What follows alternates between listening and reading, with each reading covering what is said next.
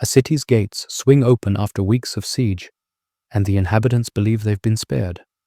Then the Mongol divisions enter, systematic as accountants, and begin sorting the population into groups based on skills the empire needs, while everyone else is driven into the fields beyond the walls where the killing will leave no trace inside the city they plan to occupy.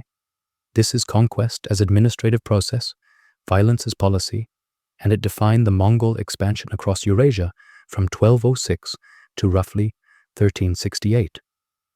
Genghis Khan and his successors built the largest contiguous land empire in history, stretching from Korea to Hungary, from Siberia to the Persian Gulf.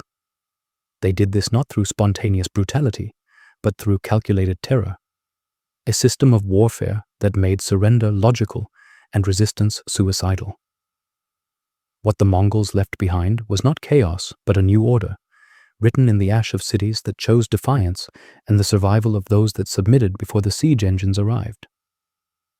The violence was not incidental to the empire. It was the foundation, the message, the method. The Mongol approach to war operated on a simple equation: resist and die, surrender and live. But the terms were non-negotiable, and the definition of resistance was broad enough to encompass anything short of immediate, total capitulation. When Mongol envoys arrived at a city with demands for submission, tribute, hostages, supplies, acknowledgement of Mongol sovereignty, the response determined everything that followed. Accept, and the city would be integrated into the empire with its population intact, its trade routes protected, its leaders replaced but its people largely undisturbed. Refuse, and the Mongols would lay siege with an efficiency that turned Chung walls into tombs. And once a city fell after resistance, the punishment was designed to ensure no other city would make the same choice. The siege of Nishapur in 1221 provides the template. The city, in what is now northeastern Iran, was a major center of the Khwarezmian Empire, prosperous and fortified. When Mongol forces arrived and demanded surrender, the city's leaders refused, trusting in their walls and garrison. The siege lasted weeks. Mongol engineers, many of them Chinese captives skilled in siege warfare, deployed catapults, battering rams, and incendiary devices. When the walls finally broke, Genghis Khan's daughter, Tokus Khatun, whose husband had been killed during the siege, reportedly ordered that every living thing in the city be killed.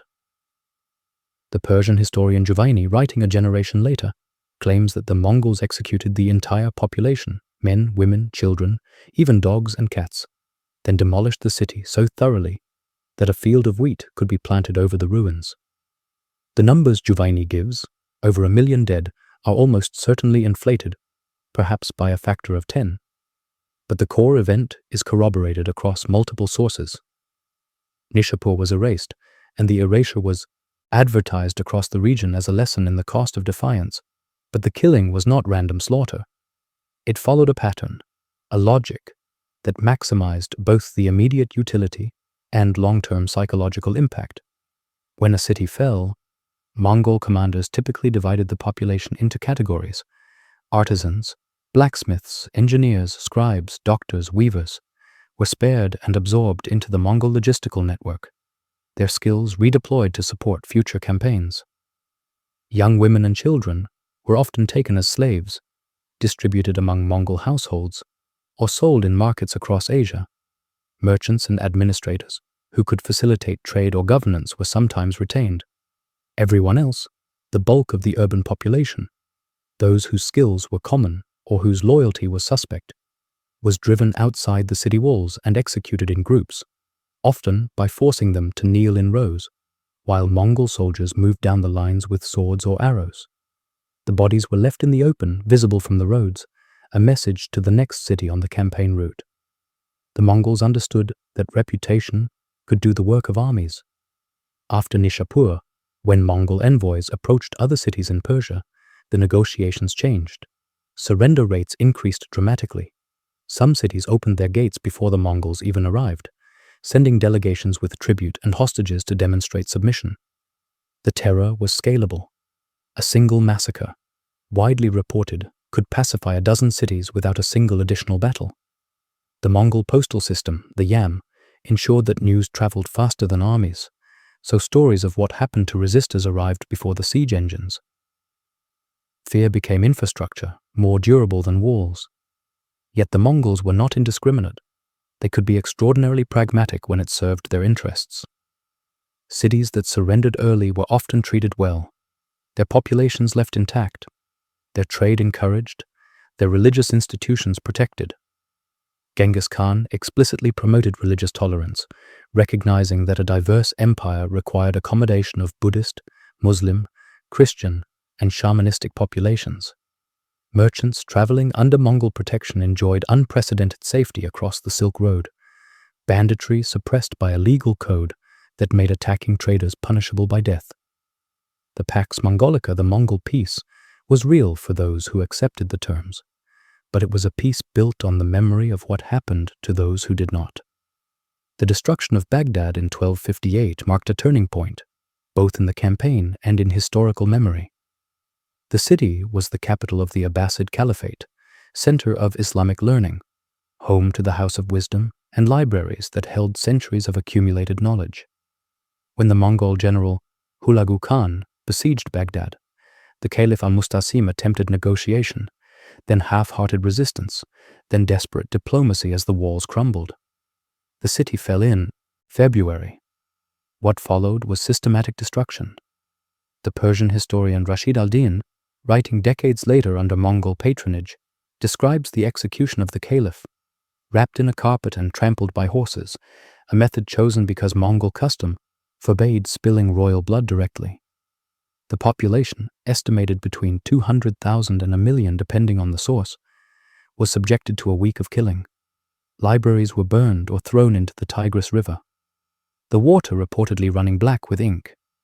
The House of Wisdom, repository of Greek, Persian, and Arabic texts, was gutted.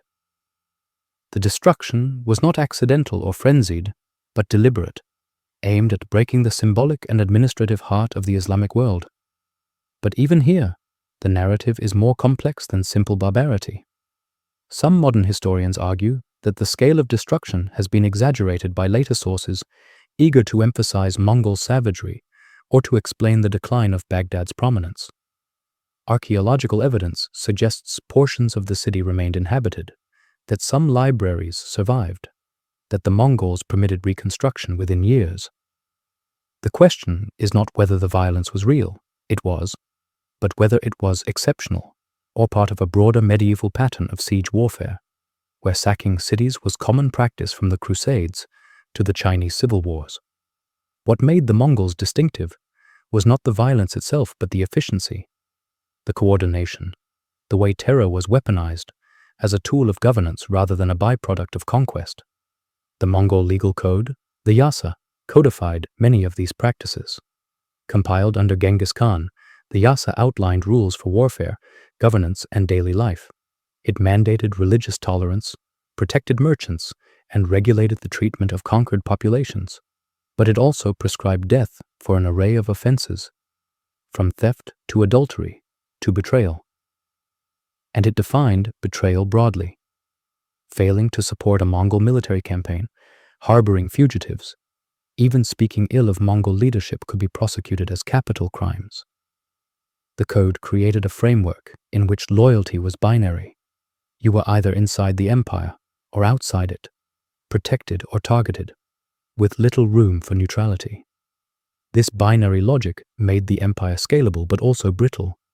It required constant enforcement, constant demonstration that the threat was real. Genghis Khan himself was shaped by violence long before he inflicted it on continents. Born Temujin around 1162 in the harsh steppe of Mongolia, he grew up in a world of clan feuds, shifting alliances, and survival by raiding. His father was poisoned by rivals, his family left destitute, and Temujin spent years clawing his way from near slavery to leadership. The unification of the Mongol tribes in 1206, when he was proclaimed Genghis Khan, was itself a campaign of ruthless consolidation. Tribes that resisted were destroyed, their warriors absorbed or executed, their women and children distributed among loyalist clans. The methods he later applied to cities across Eurasia were refined first on the steppes, where mercy was rare and survival depended on demonstrating that crossing you carried unbearable cost. And there were moments when the system failed, when terror backfired, or mercy was extended for reasons that defy easy explanation.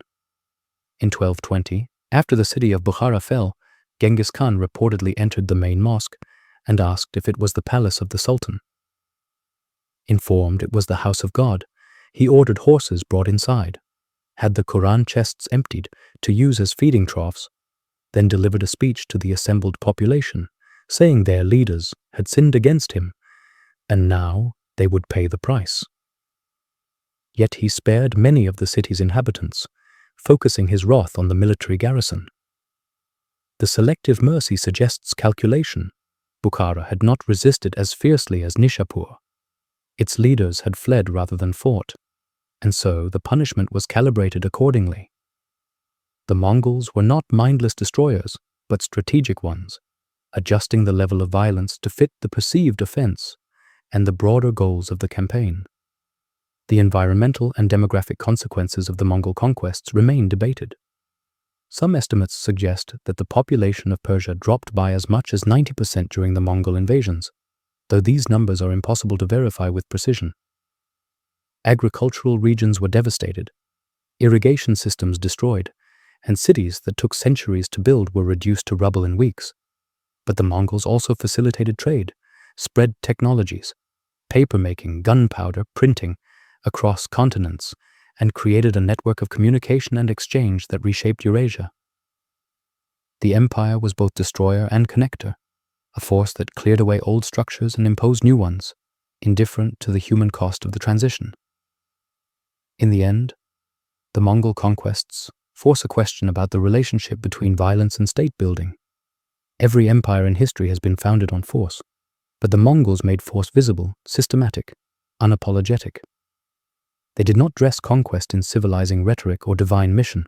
They simply declared that resistance was futile and proved it with such consistency that belief in the futility became self-fulfilling.